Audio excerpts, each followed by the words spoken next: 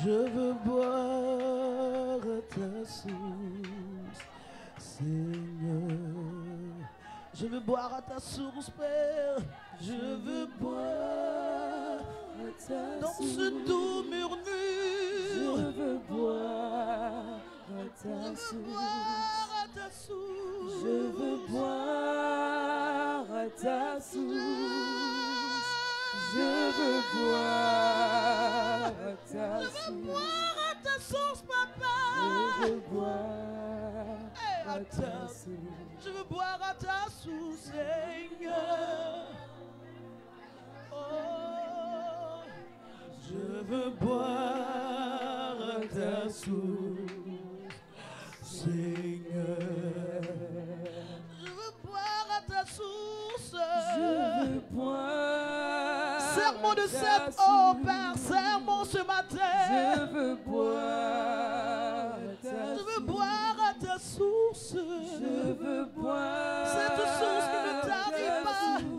Cette source qui ne t'arrive pas. Je veux boire à ta source. Je veux boire à ta source, Seigneur. Vois-moi ce matin et serre-moi de ton eau, Père. Je veux boire à ta source, Seigneur.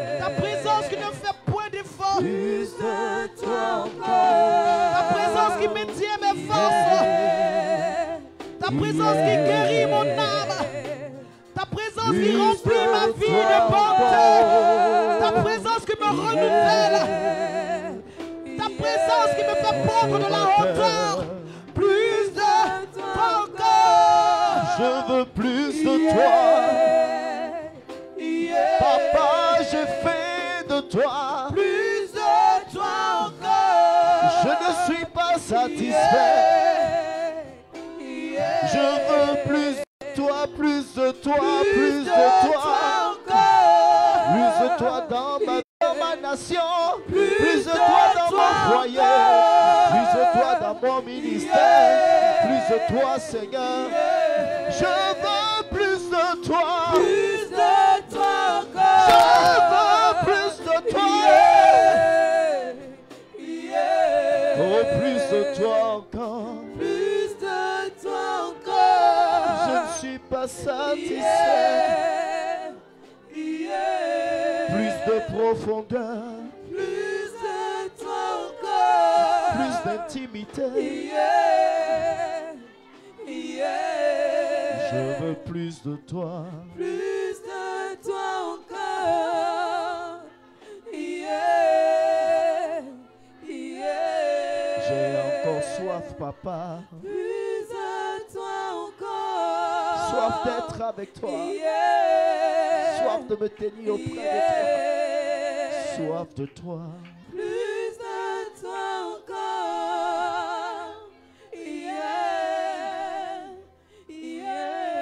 Je veux que tu le dises ensemble. Plus de... Je vais entendre le peuple de Dieu le dire. Dis-le encore plus fort.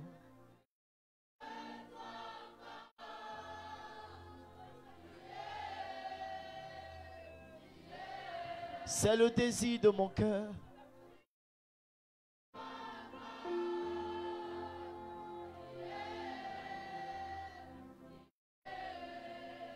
Plus de toi.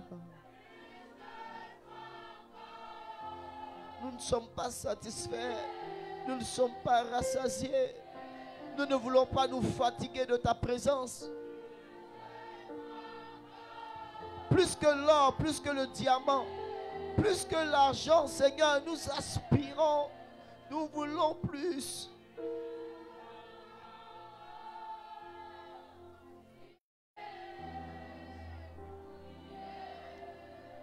Plus de toi.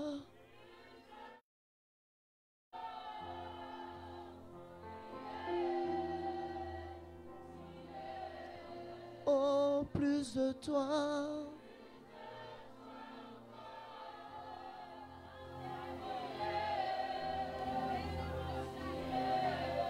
Oh, plus de toi.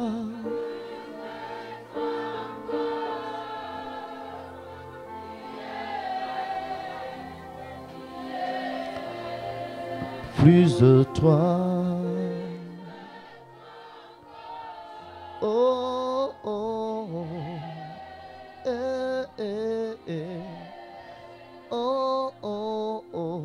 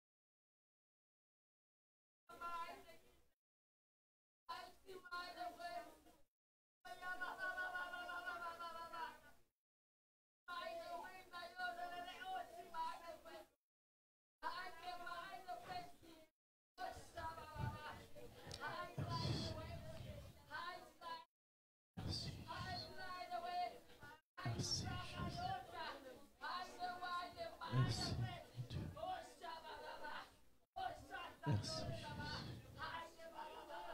Merci, Jésus. Merci, Jésus.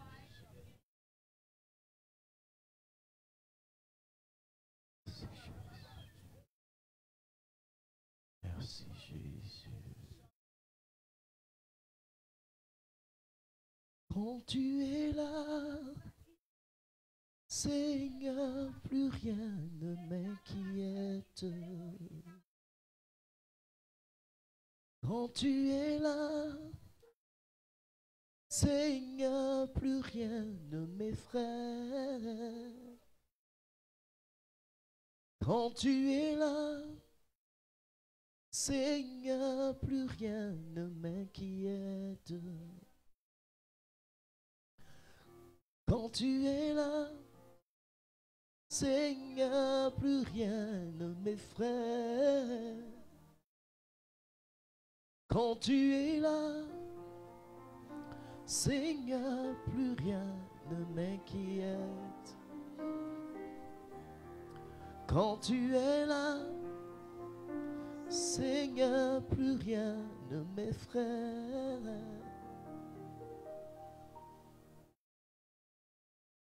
Toi seul peux tout, Jéhovah.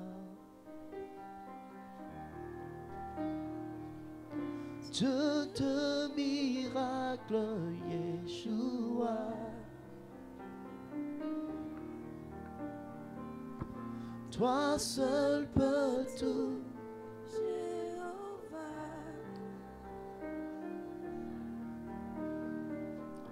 Dieu de miracles, Yeshua. Quand tu es là, papa, quand tu es là, Seigneur, plus rien ne m'inquiète. oh, quand tu es là, Quand tu es là, Seigneur, plus rien ne m'effraie. oh, quand tu es là, Quand tu es là, quand tu es là, Seigneur, plus rien ne m'inquiète. tu es là, mon Dieu, proche de moi. Quand tu es là, Seigneur, plus rien ne m'effraie. Toi seul peux tout, oh mon Dieu. Toi seul peux tout, Jéhovah. Où la main de l'homme est limitée, toi seul peux tout, mon Dieu. Toi seul peux tout, Jéhovah. Oh, toi seul peux changer mon histoire. Toi seul peux tout, Jéhovah. Toi seul peux me faire sortir de la honte, oh Jésus. Toi seul peux tout, Jéhovah. Nous bénissons ton nom. Nous te disons merci. Nous célébrons ta majesté pour le privilège que tu nous donnes ce matin. Nous aurions pu nous trouver loin d'ici, dans d'autres lieux. Mais ton amour nous a emmenés dans ta maison pour te célébrer, pour t'honorer, pour te glorifier. Le temps est venu pour nous d'écouter ce que tu as pour nous comme message. Nous voulons te confier nos cœurs. Parle à nos cœurs. Révèle-toi à nous. Enseigne-nous. Montre-nous la voie. Seigneur, guéris nos cœurs. Rassure nos cœurs. Et donne gloire à ton nom. Que ce matin, ton serviteur que je suis, Seigneur, puisse disparaître. Et que ta présence puisse croître. Ce n'est pas moi, ton peuple est venu écouter. Ils sont venus écouter la voix du Père. Alors je me dispose comme un canal. Je prie que l'honneur et la gloire te reviennent à toi seul. Au nom de Jésus. Amen. Est-ce que quelqu'un peut battre des mains pour Jésus?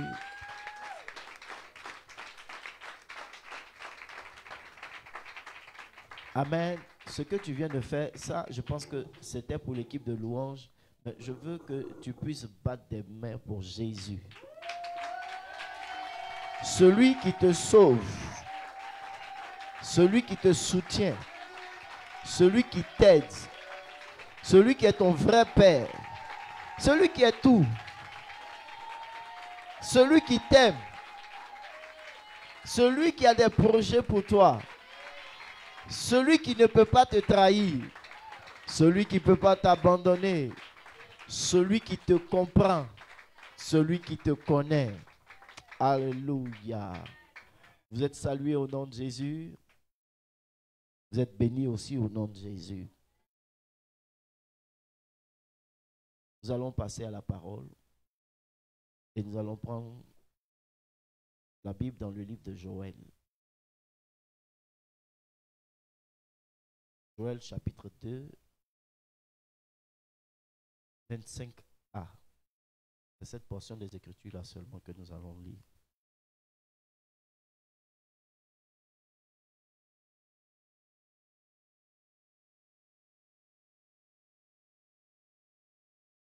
Voici ce que la Bible dit dans la version Louis II. La Bible dit: je vous remplacerai les années qui ont dévoré la sauterelle, le gélec, le asile et le gazam, ma grande armée que j'avais envoyée contre vous. Le verset qui m'intéresse, c'est la première ligne. Il dit: je vous remplacerai les années. Je vous remplacerai les années. Je vous remplacerai les années. Ce matin, je t'annonce que c'est une parole du Seigneur pour toi. Quand je suis allé chercher dans d'autres versions, en King James, il dit: je vais vous restaurer. La version en anglais, il dit: je vais restaurer. Dans la version Semeur, il dit: je vais vous dédommager.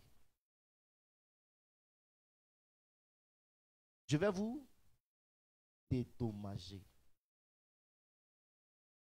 Et dans la version de la Bible juive complète, il dit: je vais compenser, apporter une compensation. Dans la version Darby, il dit: je vais vous rendre les années perdues. Ce matin, je prie au nom de Jésus.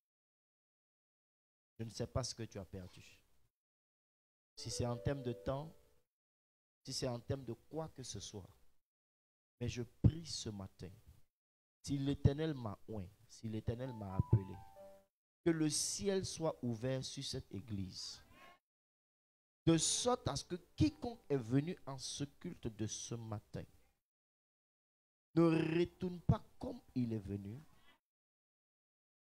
mais qu'il ressorte dans l'optique de récupérer, dans l'optique de prendre, dans l'optique de voir la restauration, dans l'optique de voir la compensation, dans l'optique de voir la rémunération, dans l'optique de voir que tout ce que l'ennemi lui avait arraché lui soit donné au nom puissant de Jésus. Si tu crois, dis 3 fois Amen avec moi. Alléluia. Donc, dans cette portion des Écritures, c'est le Seigneur qui parle. Ici, il parle à Israël pour leur faire comprendre que c'est vrai, l'ennemi les avait attaqués. C'est vrai. Le diable les avait attaqués. Mais si toutes ces choses ont été possibles, c'est parce que lui, Dieu, il a permis. Alléluia. Et Dieu dit qu'il est sur le point de restaurer la vie de quelqu'un. Il dit qu'il est sur le point de dédommager. Quand on dédommage quelqu'un, ça veut dire qu'on lui a causé du tort. On lui a fait des choses qui lui ont fait mal. Alors, on vient maintenant apporter une compensation. Je déclare que Dieu vienne te dédommager ce matin. Qu'il rentre dans ta vie. Qu'il rentre dans ton histoire. Qu'il rentre dans ta vie. Et qu'il vienne te dédommager. En méditant sur ce verset cette semaine, il y a des vérités qui sont sorties. Écoutez-moi, la plus grande ruse du diable, c'est de travailler à mettre plusieurs chrétiens en retard.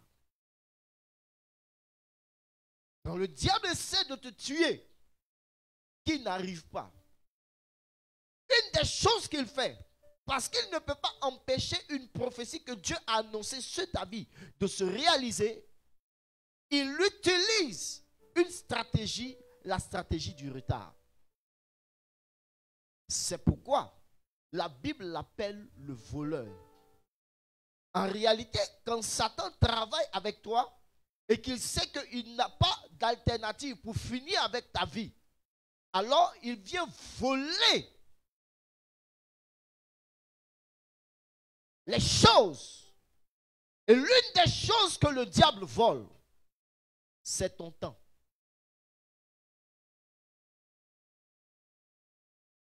L'une des choses où Satan travaille le plus à prendre, c'est ton temps.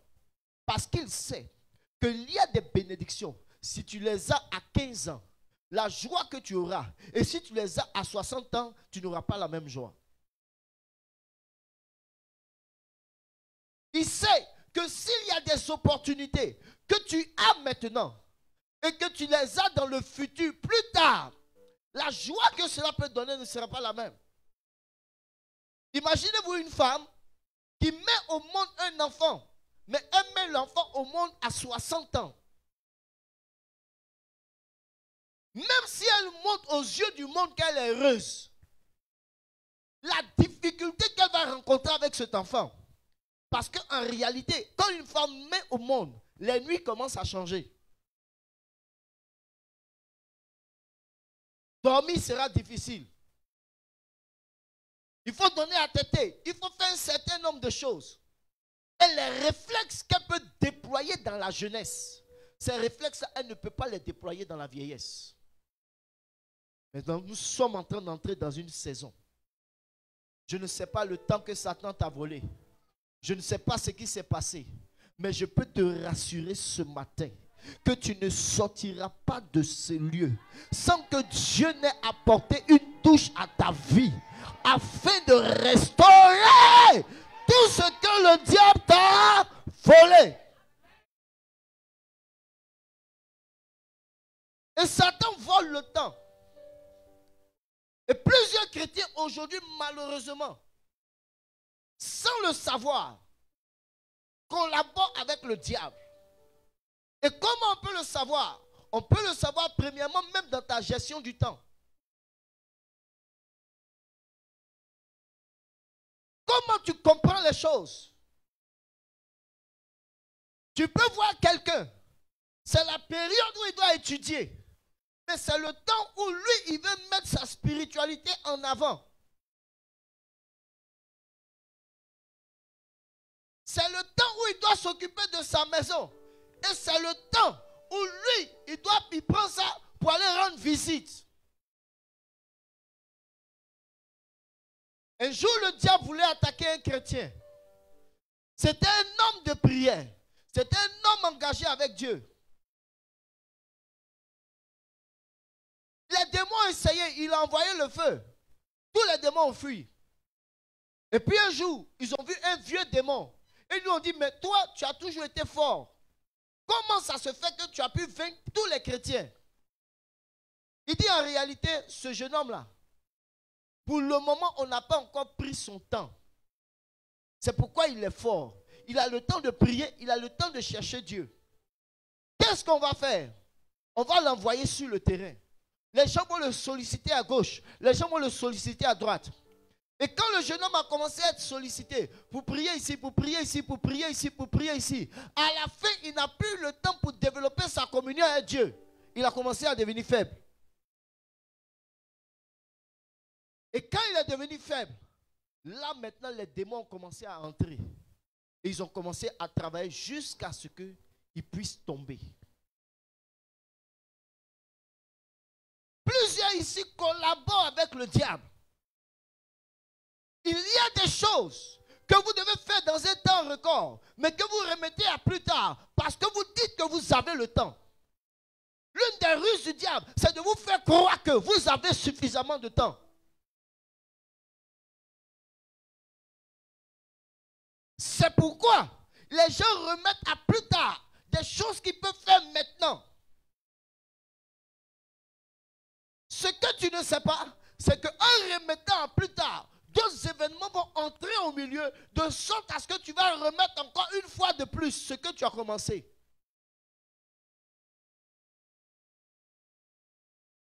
Et Satan vole. Et le diable vole. Il travaille. On voit des chrétiens dans l'amusement. Au lieu de chercher à grandir très rapidement dans la foi chrétienne, ils jouent avec la foi chrétienne.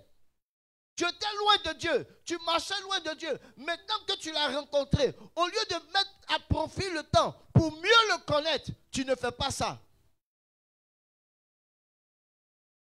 Un de mes membres, quand je gérais encore une église, il me disait, pasteur, je n'ai pas de travail, c'est difficile. Je lui ai dit, écoute-moi, la manière dont Dieu est en train de te faire patienter pour que tu aies du travail, c'est la preuve que c'est maintenant que tu dois bâtir ta vie de prière. Parce que va arriver un temps, quand le travail va venir, tu seras tellement en train de voyager que même pour prier, ça sera difficile. On s'est séparés, il est parti. Des années après, à l'approche de son travail, Dieu montre à ma femme qu'il va avoir du travail. Et Dieu me montre aussi qu'il va avoir du travail. Et on l'a appelé pour lui dire, ah, voici la vision qu'on vient de voir. Dieu nous a montré que tu as eu du travail. Il dit oui, effectivement, il a passé un test et d'ici 2 jours, les résultats doivent sortir. Effectivement, il a été admis au test. Mais après ça, il a commencé à voyager. Il est toujours en 2 avions. S'il s'était dit que quand je vais travailler, je vais mieux m'organiser pour prier, je peux vous rassurer qu'au stade où il est, il serait mort spirituellement. Pourquoi? Parce qu'il n'a pas eu le temps de bâtir ses fondations, ses réflexes dans la prière.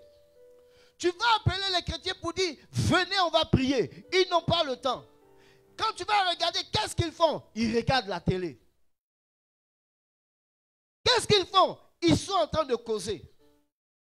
Or, ils ont besoin d'un certain nombre de choses qui vont leur permettre de grandir, de se développer, d'être forts, de sorte à ce que quand l'ennemi viendra, au moment où ils seront dans l'élévation, qu'ils puissent résister.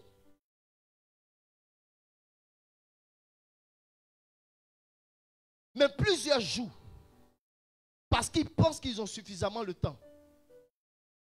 Un chrétien doit faire des choix. Il ne prend pas du temps pour prier. Écoutez-moi, aller en Occident n'est pas signe de réussite. Il y a des gens qui ont quitté la Côte d'Ivoire pour devenir homosexuels en Europe. Il y a des gens qui ont quitté l'Afrique pour devenir des prostituées en Europe. Donc aller en Europe n'est pas signe de percée.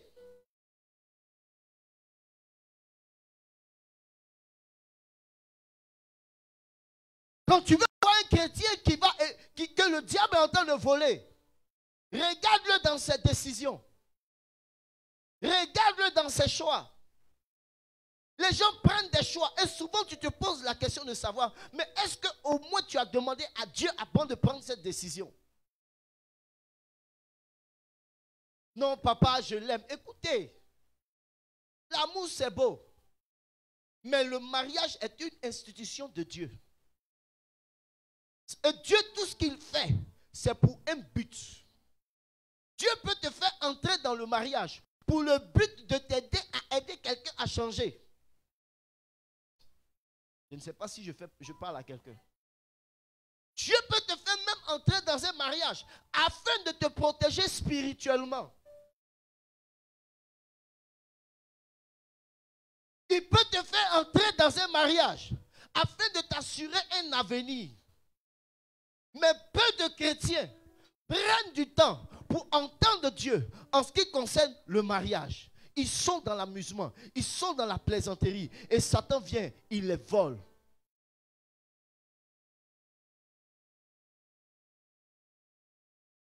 Satan vient, il les vole.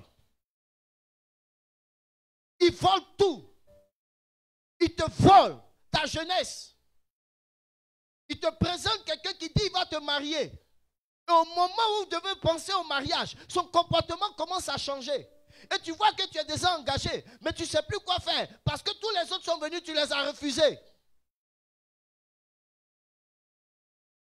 Et ça devient pire quand vous parvenez au mariage. Parce que là, tu vas faire comment? Tu as déjà dit oui. Et si tu t'amuses, l'église ne va pas te faire cadeau. Parce que dans l'église, on ne divorce pas. Alléluia. Est-ce que je parle à quelqu'un? Satan travaille à détruire les vies. Tu le vois maintenant. Écoutez, plusieurs aujourd'hui, à l'âge qu'ils sont là, ils sont découragés. Ils se posent la question, si j'avais pris les études au sérieux. Mais quand ils regardent le fait de retourner, aller apprendre, ça devient trop difficile. Or, à la position où ils sont maintenant, c'est de ça qu'ils ont besoin. Ce qu'ils ont négligé hier, ce qu'ils n'ont pas considéré hier, ce qu'ils n'ont pas pris au sérieux hier, c'est de ça qu'ils ont besoin pour avancer. On t'a dit étudie les mathématiques, apprends tes formules. Tu as pensé être intelligent, tu te caches, tu n'étudies pas, tu ne copies pas tes leçons, tout et tout. Et maintenant tu arrives à un niveau où les examens sont à ta porte. Mais toi-même, tu sais que l'examen et toi, vous n'avez pas le même niveau. L'examen est au niveau 10, toi, tu es au niveau 2.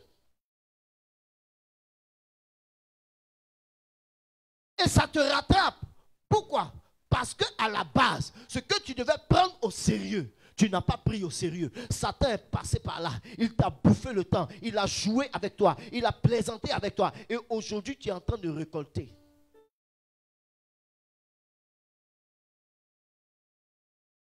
Et écoutez-moi, il n'y a rien de plus douloureux. Quand tu sais que tu as été volé par Satan et que tu ne peux pas récupérer le temps que tu as perdu. Et que tu ne peux pas récupérer. Que tu es obligé de tout reprendre à zéro. C'est difficile. Aujourd'hui, il y a des gens qui ont fait des relations. Et puis à la fin, c'est devenu bizarre. Ils sont sortis. Mais comment aller reprendre à zéro? Qui je vais choisir? Est-ce que la personne, il aura le bon caractère? Il n'aura pas le bon caractère? Est-ce que c'est la bonne personne? Est-ce que je ne fais pas d'erreur? Bon, si c'est ça, c'est bon, je reste seul. Qui est passé par là? Satan. Il a détruit beaucoup de choses. Il a détruit beaucoup de vies.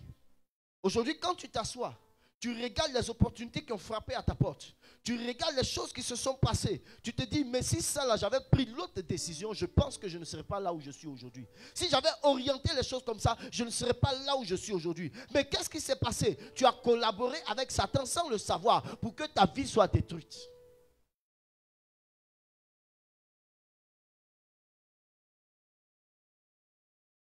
Mais une chose qui me plaît,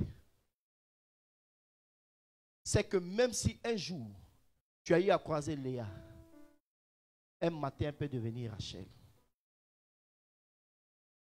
C'est vrai que le travail sera difficile. Tu auras besoin de plus d'ardeur, plus de résilience. Mais un jour, Léa peut devenir Rachel. Cette personne qui te crée des problèmes aujourd'hui peut devenir cette personne avec qui tu vas t'entendre demain.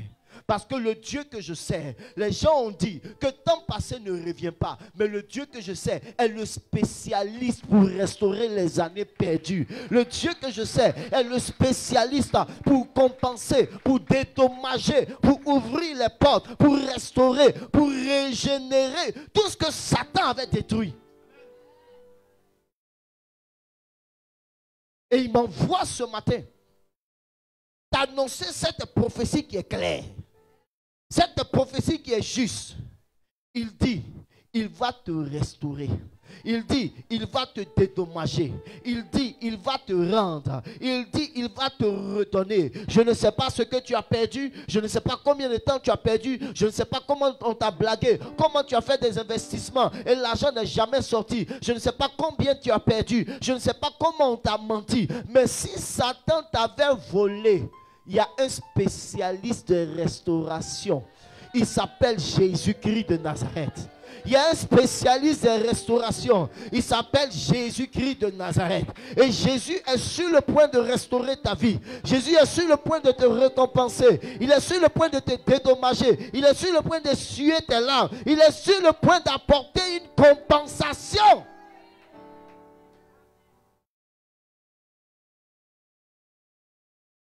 Une compensation. Tes larmes d'hier vont se transformer en larmes de joie. Tes humiliations d'hier vont se transformer en élévation. Parce que Jésus, c'est son travail. Et c'est lui qui prophétise. Il dit, regarde, Satan t'avait volé parce que moi j'avais permis. Mais je suis venu t'annoncer que cette grande armée, ce diable que j'avais laissé t'attaquer, je suis sur le point de restaurer tout ce qu'il a gâté dans ta vie. Je suis sur le point d'arranger tout ce qu'il a gâté dans ta vie. Je suis sur le point d'essuyer tes larmes. Je suis sur le point de te faire oublier. Je suis sur le point de te faire oublier qu'un jour tu as été humilié, un jour tu as été dans la confusion. Un jour, tu as tout perdu parce que c'est son travail, c'est sa compétence. Écoutez, les gens disent temps passé ne revient pas. Mais Dieu, il est fort pour aller aménager ta vie de sorte à ce que le temps que tu as perdu te soit restauré. Je te vois en train de gagner 25 ans. Je te vois en train de gagner 15 ans. Je te vois en train de gagner 10 ans. Je te vois en train de gagner le temps que tu as perdu. Je dis, je te vois en train de regagner le temps. Je dis, tu es en train de regagner le temps. Ce matin, une onction est en train de descendre sur la vie de quelqu'un. Une onction est en train de descendre dans l'histoire de quelqu'un. Une onction est en train de descendre dans la famille de quelqu'un. Vous aviez pris du retard à cause de la sorcellerie. Vous aviez pris du retard à cause de vos mauvais choix. Vous aviez pris du retard à cause de vos mauvaises décisions. Vous aviez pris du retard à cause de votre compréhension. Mais ce matin, l'Éternel s'apprête à venir restaurer les années que tu avais perdues. C'est sa compétence. C'est son domaine. De la même manière, certains docteurs sont forts dans leur domaine. L'un des grands domaines d'action de Dieu, c'est de restaurer les années perdues. Mais comment Dieu travaille à restaurer les années perdues? Comment il le fait? Le royaume dans lequel nous sommes fonctionne qu'avec des clés. Et si vous n'avez pas les clés, vous serez à la porte, mais vous ne rentrerez jamais. Ce matin, je vais te donner des clés qui vont faire que je ne sais pas ce que tu as perdu, mais tu vas le rattraper. Je ne sais pas ce que Satan t'a volé, mais tu vas le rattraper. Je ne sais pas comment tu as été humilié, rabaissé, rejeté, écrasé, mais quand tu sortiras de ce programme, ça sera pour sortir la tête haute. Avec ces clés, ça sera pour sortir la tête haute. Avec ces clés, tu sortiras en train de contempler les œuvres de Dieu, en train de contempler les bienfaits de Dieu, en train de contempler la fidélité de Dieu, en train de contempler la toute capacité de Dieu. Tu diras, waouh, ça c'est seulement que Dieu qui peut le faire. La clé numéro 1 se trouve dans le livre de Luc. chapitre 15, verset 17.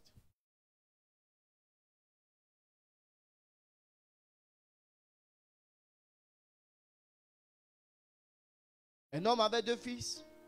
Luc chapitre 15, verset 10. 17. 17.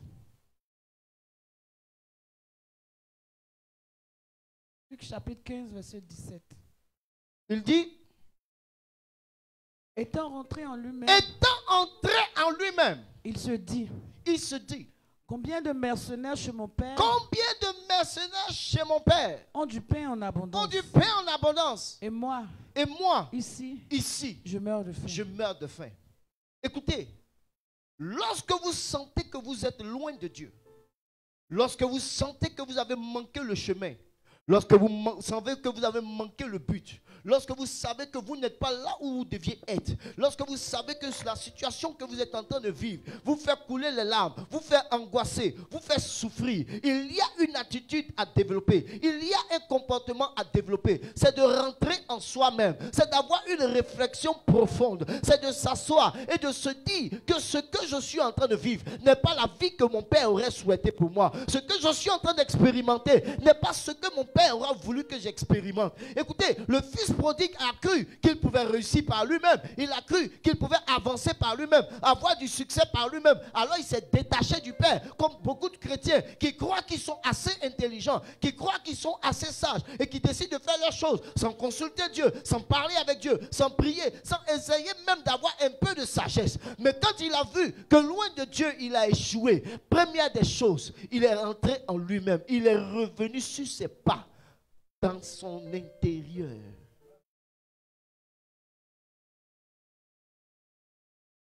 Dieu n'agit pas tant que vous n'avez pas la capacité de faire une introspection. Si ce dans quoi tu es te plaît, tu ne peux jamais avoir une réflexion profonde. Et même quand les gens vont essayer d'attirer ton attention dessus, tu vas penser qu'ils t'agacent. Tu vas penser qu'ils t'embêtent. Écoutez, j'ai compris que les déclics dans le royaume spirituel ne se manifestent que lorsque on a une réflexion profonde, une réflexion intérieure qui nous amène à dire, attends, je suis trop belle pour être dans busy, je suis trop belle pour être une maîtresse, je suis trop belle pour être une femme seconde, mais quand je me regarde, je suis une princesse qui doit aussi épouser un prince.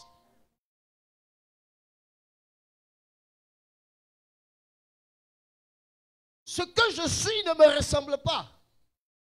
Ce que je fais ne me ressemble pas. C'est la saison du changement. Quand je regarde qui est mon père ce n'est pas celui qui m'a mis au monde, mais mon père c'est celui qui a créé les cieux et la terre. Et si mon père est celui qui a des projets pour moi, je ne peux pas comprendre que le projet que je suis en train de vivre puisse se réaliser. Cette expérience que je suis en train de faire puisse être ce qu'il a prévu pour moi. Parce que dans son projet, il y a de l'avenir et il y a de l'espérance. Or, il y a des situations que tu regardes. Toi-même, tu regardes ta vie. Il n'y a pas avenir dedans. Il n'y a pas espérance dedans. Il n'y a pas succès dedans. Il n'y a pas un jour ça va changer. Tu sens que tout est bloqué. Alors, tu te réfères à ton père et tu rentres à l'intérieur de toi.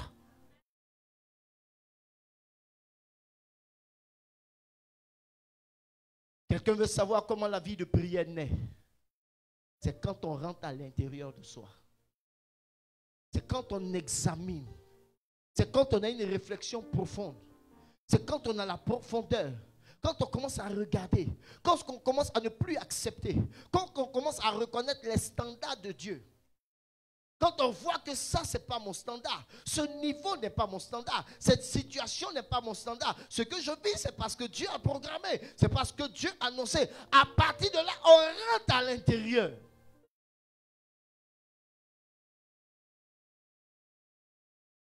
La deuxième clé se trouve maintenant dans le verset 18. Il dit, combien de mercenaires n'ont pas à manger chez mon père? Et moi, je suis là, je souffre de faim. Mais regardez au verset 18 ce qu'il dit. Je me lèverai Je me lèverai. J'irai vers mon père. J'irai vers mon père. Et je lui dirai. Et je lui dirai. Mon père. Mon père. J'ai péché contre toi. Le ciel et contre toi. J'ai péché contre le ciel et contre toi.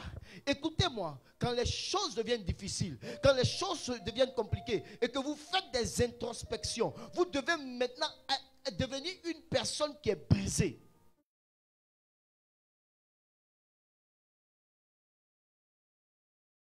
La réflexion doit créer en vous le brisement. Écoutez, la réflexion ne doit pas créer en vous l'orgueil. L'analyse que vous faites ne doit pas créer en vous l'orgueil, mais ça doit créer un effet contraire qu'on appelle le brisement. Parce que vous devez comprendre que si vous êtes arrivé dans cette erreur jusqu'à ce niveau, c'est parce que vous aviez cru que vous êtes tellement sage, que vous êtes plus intelligent que Dieu qui vous aime et qui a des plans et des projets, qui connaît le futur, qui connaît le passé, qui connaît le présent avant vous.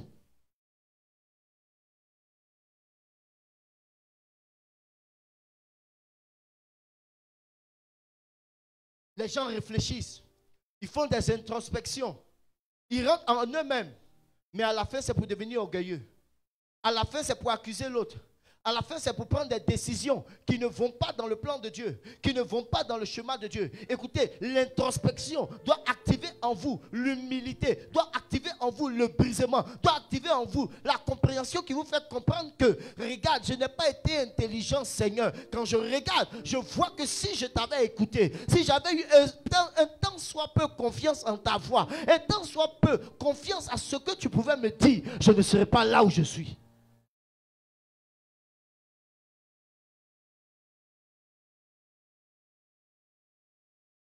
L'orgueil ne sert de rien.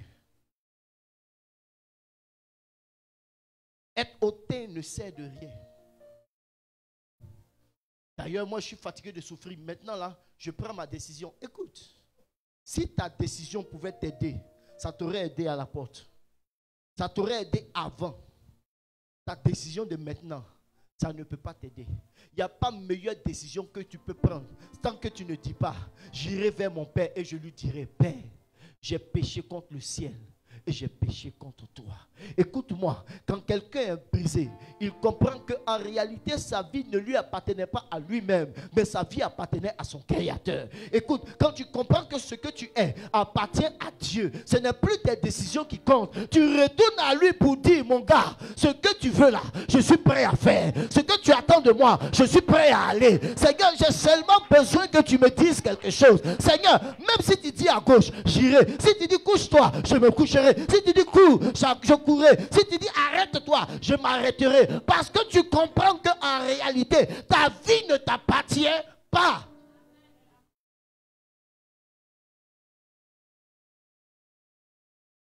Ce n'est pas ta réflexion qui est importante. Donc quand je vois mes amis au niveau où je suis, je pense que. Ton je pense que est caduque. Parce que ton je pense que aurait pu t'aider avant.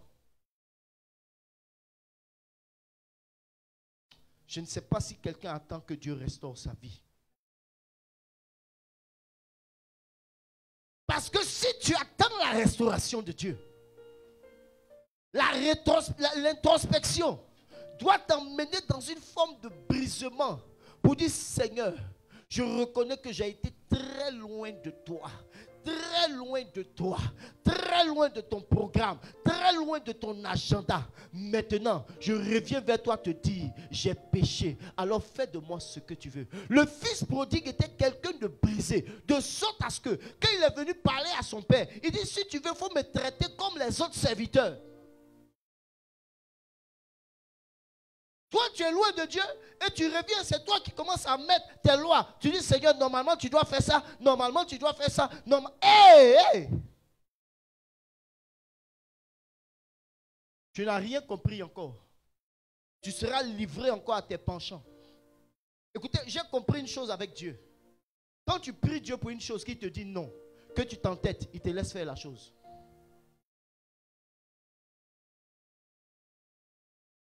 Donc, ce n'est pas parce que la porte est ouverte pour la chose que ça veut dire que Dieu est d'accord.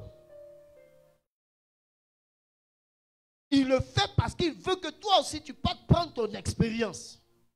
Et écoutez, l'expérience laisse toujours des cicatrices. L'expérience laisse toujours des traces amères, des traces douloureuses. Des traces douloureuses.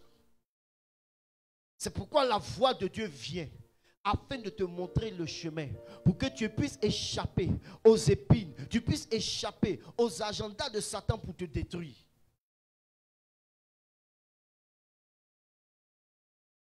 Il dit, je me lèverai, j'irai vers mon Père, et je lui dirai, Père, j'ai péché comme toi, contre le ciel et contre toi. Traite-moi comme les autres serviteurs. En réalité, une personne que Dieu restaure s'assoit et convient en elle-même qu'elle ne mérite pas que tout ce que Dieu pourra penser pour sa vie.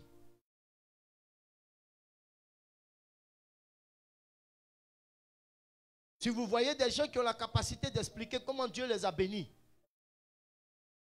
comment Dieu a fait telle chose, en réalité, ils ne sont pas passés par la phase du brisement.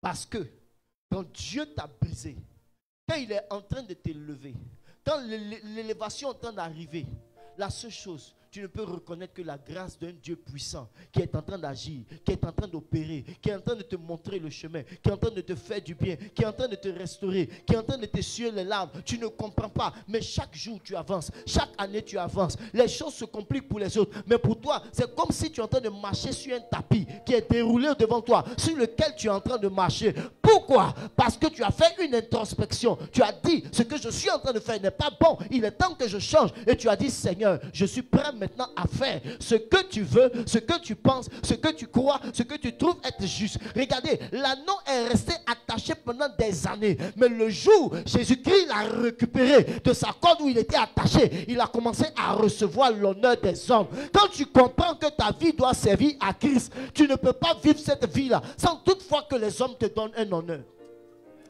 Je ne sais pas si quelqu'un comprend.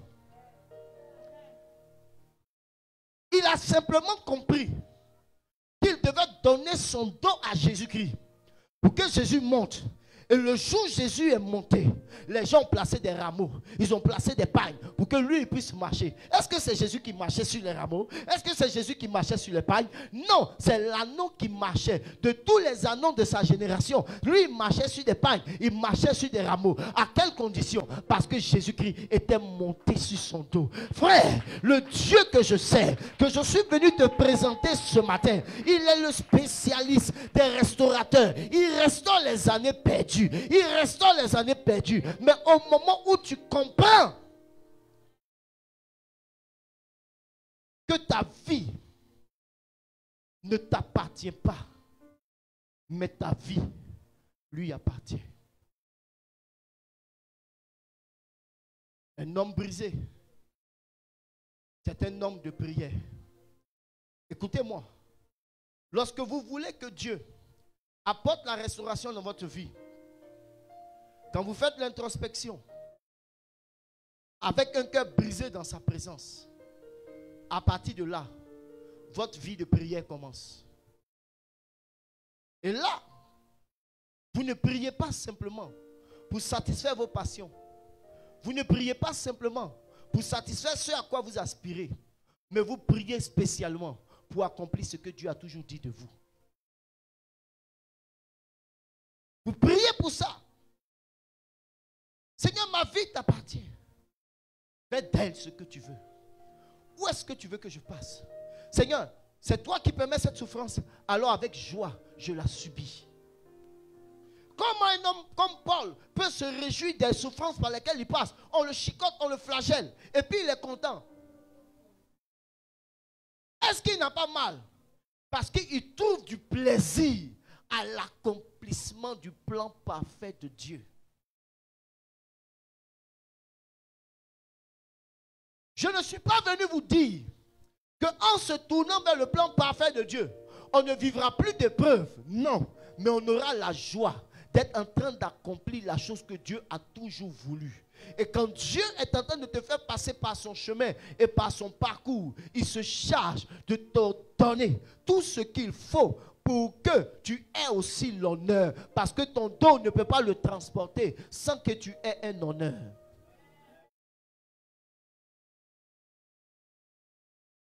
L'agneau a été honoré dans la ville.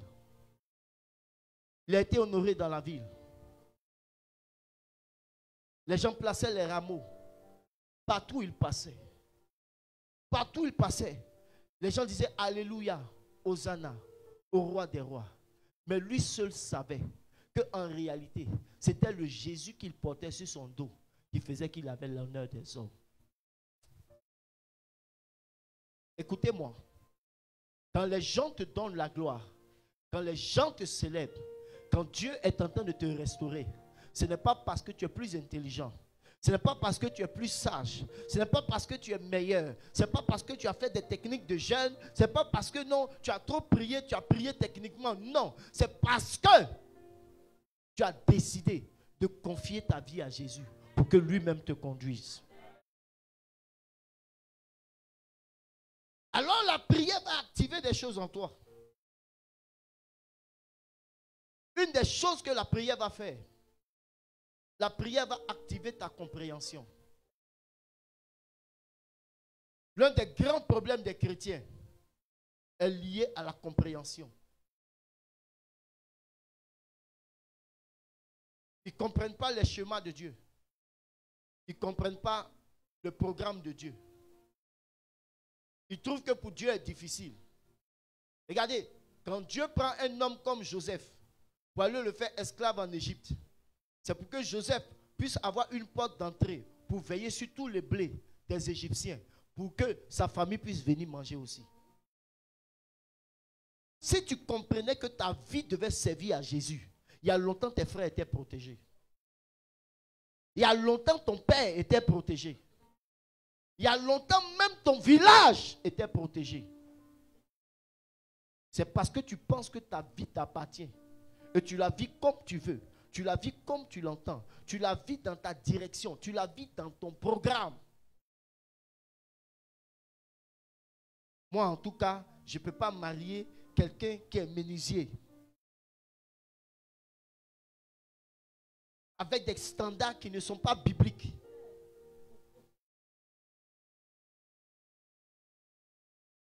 Moi-même, la fille de Kaloua.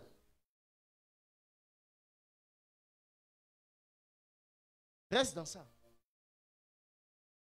Satan va te voler des années. Il va les bouffer. Il va les ronger. Un jour, la même fille de Kaloua aura les seins tombés.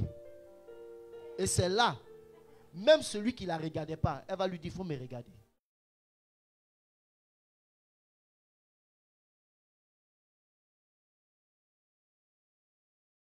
Dieu se prépare à restaurer ta vie. Dieu se prépare à te faire aller de l'avant. Parce que, écoutez, la prière va activer votre compréhension. Je vais vous expliquer quelque chose.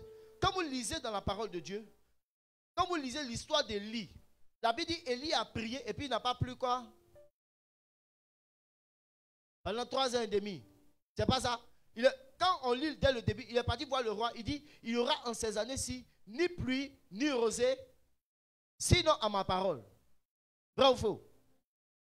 Mais quand vous retournez dans le livre de Jacques chapitre 5, je pense bien. Jacques chapitre 5 à partir du verset 17, 18. On peut afficher ça? Jacques 5, 17 à 18. Il dit, 17 d'abord. Il dit, Élie était un homme de la même nature que nous. Regardez ce que la Bible dit. Il pria avec instance. Quand vous lisez ça dans un roi, la Bible ne dit pas que Élie a prié avec instance. Vous avez l'impression qu'Élie s'est levé lui-même un matin. Il n'est pas dit au roi, roi, il ne va pas pleuvoir, sinon à ma parole. Il pria avec instance pour qu'il ne plût plus. Maintenant, au verset 18 maintenant. Puis, il pria de nouveau. Ça, c'est la partie que tout le monde connaît. Dans un roi, on a vu que Élie a prié 7 fois pour que la pluie puisse venir. Mais la Bible ne nous a pas dit, dans le livre des rois là, que Élie avait prié pour ne pas que la pluie vienne. Écoutez, la prière vous apporte la compréhension. Jacques n'était pas au temps d'Élie, mais Jacques a compris l'action de Élie. Quand vous êtes un homme de prière, l'Esprit de Dieu commence à vous faire visiter les choses, pour vous faire comprendre pourquoi telle chose est arrivée, pourquoi telle chose est arrivée. C'est pourquoi un homme comme Moïse, qui n'a pas connu Abraham, qui n'a pas connu Isaac, qui n'a pas connu Joseph, peut venir écrire le Pentateuque avec leur histoire de façon précise. Parce que par la prière, l'Esprit de Dieu s'est chargé de lui enseigner ces choses. La compréhension vient quand vous priez. Tu ne sais pas la place que ton mari occupe. Qui il sera? Pourquoi de tous, c'est lui que Dieu a envoyé? Tu ne sais pas pourquoi cette situation se produit. Tu ne sais pas pourquoi de tous les enfants, Dieu t'a donné que femme. La prière active la compréhension. C'est pourquoi quand vous priez, quelqu'un vous ne le connaissez pas, mais vous avez des sensations que lui, il ne sera pas bon. Vous avez des sensations que lui, il est bien. Vous avez des sensations que lui, là, je ne dois pas me détacher de lui. Parce qu'il possède quelque chose. Les gens perdent la spiritualité. Les gens ne mettent pas la prière en avant. Et à la fin, ils ratent les chemins de Dieu. Écoutez, toutes les femmes qui ont vu Donald Trump, qui ont vu Barack Obama, qui ont vu des gens, des hommes, des milliardaires dans leur début, qui leur ont dit non, aujourd'hui elles regrettent. Elle dit, la seule chose qu'elle peut dire, c'est un témoignage. Lui là, est-ce que tu sais qu'avant il m'a dragué? C'est tout. C'est le seul témoignage qui peut rester dans leur bouche. Vous se donnez de la valeur, de la contenance.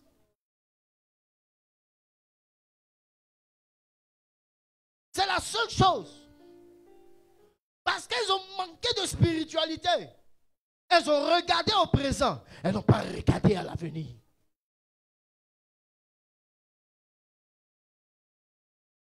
Elles ont regardé à ce que leurs yeux pouvaient voir.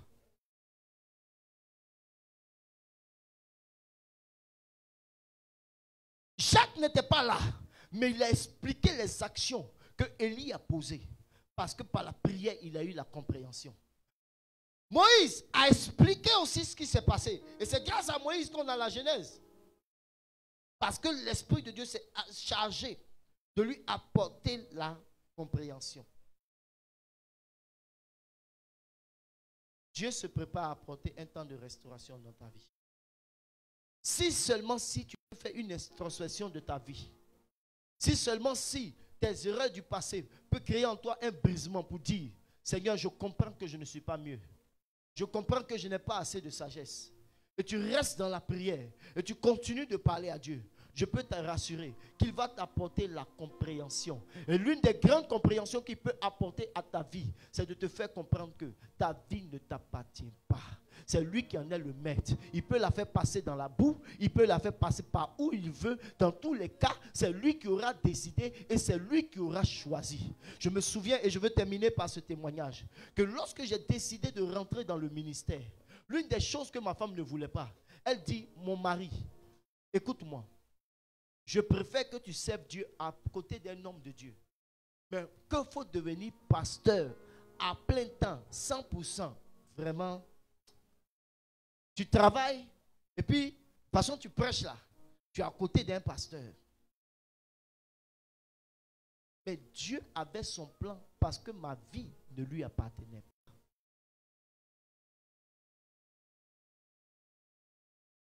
Elle s'est opposée. Ça a été des temps de tension, de difficultés dans notre relation.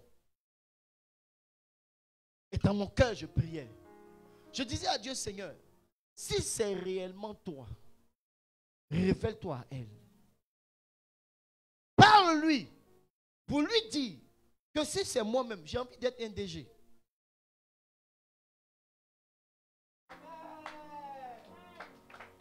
Mais depuis que je t'ai rencontré, j'ai compris que je n'avais pas assez d'intelligence, que toi seul pouvais prendre contrôle de ma vie et m'emmener là où tu voulais. Et un jour, un mercredi, mon téléphone sonne. Elle dit, mon mari, je ne parle plus dans ton affaire de servir Dieu. Tu veux servir Dieu? Il faut le servir. voici le rêve que je viens de faire. Dieu m'a dit, je suis celui qui prend l'homme de rien et le fait asseoir avec les grands. Laisse mon serviteur faire ma volonté. Et depuis 2010, elle n'a plus jamais fait de palabre sur le fait que je sois en train de servir Dieu. Et aujourd'hui, elle peut témoigner que elle a fait le meilleur choix. Elle a pris la meilleure décision. Pourquoi? Parce que Dieu lui-même a commencé à coordonner toutes choses. Je ne sais pas combien de temps tu as perdu. 10 ans, ce n'est rien. En 1 an, il peut te rattraper 10 ans. En 1 mois, il peut te faire apporter le sourire le plus large que tu n'aies jamais eu depuis que tu es né. Parce que là où Dieu est spécialisé, là où Dieu est diplômé, c'est de travailler à restaurer les années que tu as perdues. Si tu as perdu des années, tu as la bonne porte ce matin. Une onction va descendre sur toi. Une grâce va descendre sur toi. Je me souviens encore qu'on partait à Casa et que nous nous apprêtions à embarquer. Elle m'a dit, chérie, donc c'est vrai. J'ai dit, oui, c'est vrai. Et ce n'est pas encore la dernière fois. Il y aura encore des voyages et des voyages et des voyages et des voyages. Tu vas parcourir par la grâce de Jésus. Par la grâce de Jésus. Par la grâce. Sa grand-maman l'appelle. Elle lui dit, on dirait qu'à faire des enfants, là, commence à devenir sérieux. Je prie que Dieu restaure les années que tu as perdues. Je prie que Dieu restaure les années que tu as perdues. Je prie que Dieu restaure les années que tu as perdues. Que tu ne te lamentes pas, que tu ne te décourages pas. C'est la saison où tu vas arrêter de passer des nuits blanches. C'est la saison où tu vas arrêter de te poser les questions pour dire, mais pourquoi j'ai fait ceci? Pourquoi j'ai fait cela? C'est la saison où la main de Dieu, une main spirituelle va apparaître pour t'aider. Je prophétise dans la vie de quelqu'un. Je dis, ce mois d'octobre dans lequel nous sommes en train d'entrer, il y a une main spirituelle qui va apparaître pour t'aider. Elle va te soutenir. Tu ne vas pas comprendre. Tu ne vas pas comprendre ce qui est en train d'arriver. Parce qu'une main va arriver. Quand le doigt de Dieu sort, c'est pour le jugement. Mais quand la main de Dieu sort, c'est pour donner, c'est pour aider. Nous allons nous tenir debout.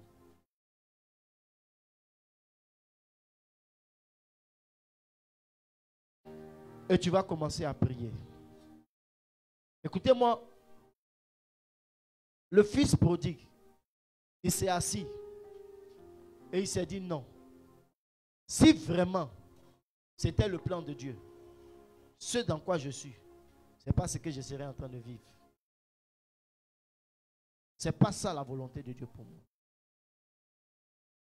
Ce n'est pas ça. Ce n'est pas ça. Les gens ne comprennent pas que quand tu es en retard sur le plan de Dieu, c'est des générations que tu punis. Parce qu'il y a un niveau que tu dois atteindre pour que plusieurs soient aidés, plusieurs soient sauvés. Regardez, remarquez bien, dans le monde séculier, les gens font tout pour devenir des grands types. Et ils font tout pour que leurs enfants demeurent toujours grands après eux. Mais tu viens d'une famille où tout est difficile. Et toi aussi, tu laisses tes enfants aussi dans la difficulté. Tes enfants aussi grandissent aussi dans la difficulté. C'est-à-dire de difficulté en difficulté, et la difficulté ne s'arrête pas. Il faut que les choses changent par toi. Ça doit être une décision. Tu dois décider que les choses changent par toi. La pauvreté doit fuir la famille. Le nom que tu portes là, la pauvreté doit fuir ça à partir de toi. La mort prématurée doit fuir ça à cause de toi. Ce que les gens ont connu comme limitation, je dis, ça échec, ça doit fuir ça à cause de toi. Parce que tu dois t'abandonner totalement entre les mains de Dieu. ton mariage seul peut aider toute une région.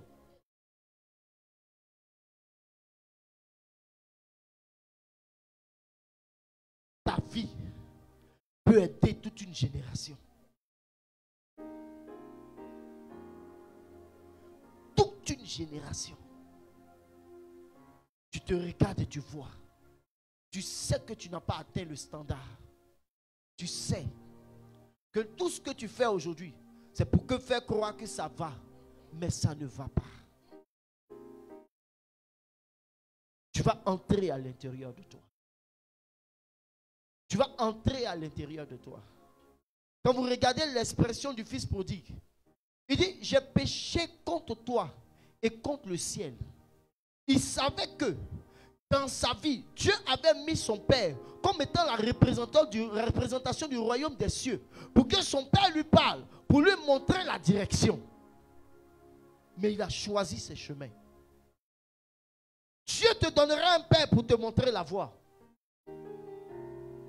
Élève la voix ce matin et commence à prier. Commence à dire à Dieu, Seigneur, j'ai péché contre toi. J'ai péché contre le ciel. Parce que si j'étais dans ton plan, les situations que je suis en train de vivre, j'aurais eu de la joie à les traverser. Mais je pleure, mais je me lamente, mais je vis encore dans la douleur, dans l'amertume. Simplement parce que ce n'est pas ton plan. Simplement parce que ce n'est pas ta volonté. Simplement parce que ce n'est pas ce que tu veux pour moi. Simplement parce que ce n'est pas ce que tu as dit pour moi. Quand je regarde ma vie, je comprends que j'ai du retard. Quand je regarde ma vie, je comprends que je suis loin de toi. Quand je regarde ma vie, je comprends que je suis dans l'échec. Quand je regarde ma vie, je comprends que je suis dans l'humiliation. Mon Dieu, je reviens vers toi. Mon Dieu, je reviens vers toi. Mon Dieu, je reviens vers toi. Mon Dieu, je reviens vers toi. Parce que je comprends que ma vie ne m'appartient pas. Mais ma vie t'appartient. Ma vie doit te servir. Ma vie doit te servir. Ma vie doit te servir. Ma vie doit t'appartenir. L'agneau a donné son dos. L'agneau a donné son dos. Et il a eu la gloire des hommes. Et l'ousakantele macha. Libera kote masulaka. Et l'ida paraduda shedede. Likantoro monsandede. Lida da da da da da da da. Liba ba ba ba ba ba ba. Commence à parler à ton Dieu.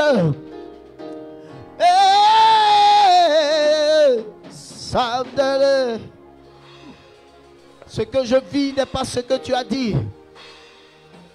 Ce que je vis n'est pas ce que tu as dit. Ça ne ressemble pas à ta capacité. Ça ne ressemble pas à ce que tu sais faire. Ça ne ressemble pas à ce que tu sais faire. Tu es celui qui restaure les années perdues. Saïlema, et la tara, les baradada, les doutes apparatos, zendele cantalada, la tadou, sadadou, elendele, dele. Je n'ai pas de sagesse, je n'ai pas d'intelligence, je n'ai pas d'intelligence. Je ne suis pas plus sage que ton esprit, que ta présence, que ta gloire, que ta volonté, que ton plan. Je n'ai pas assez de sagesse, je n'ai pas assez de sagesse. C'est pourquoi je reviens vers toi, je reviens vers toi, je reviens vers toi, je reviens vers toi mon Père, je reviens vers toi mon Dieu. Hey! Oh, il souffle, Je veux entendre quelqu'un parler à Dieu. un vent nouveau. Je veux entendre quelqu'un parler à Dieu. Je ne sais pas à quel niveau tu es, mais toi-même tu es convaincu que ce n'est pas le niveau. Parce que ce niveau laisse les pleurs, ce niveau laisse la souffrance, ce niveau laisse l'amertume, ce niveau laisse le découragement dans ton cœur. Alors parle à Dieu ce matin, parle à Dieu ce matin. Parle à Dieu ce matin. Parle à Dieu ce matin. Parle à Dieu ce matin.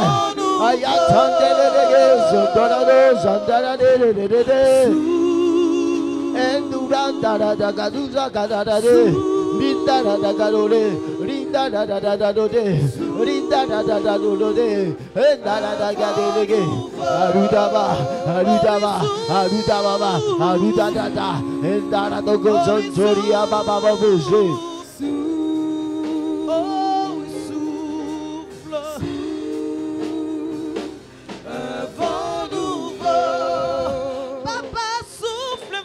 Je vais entendre quelqu'un prier. Papa souffle, vent nouveau. Je vais entendre quelqu'un prier. Papa souffle, Je vais entendre quelqu'un prier. Prie le Seigneur. Un vent nouveau.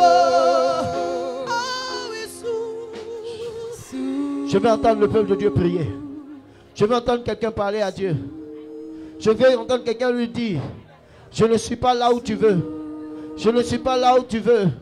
Ce que je vis n'est pas ce que tu dis.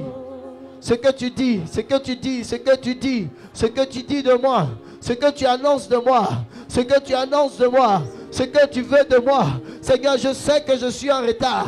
Seigneur, je sais que je suis en retard. Seigneur, je sais que je suis en retard. Seigneur, je sais que je suis en retard. Non pas à cause de mes camarades,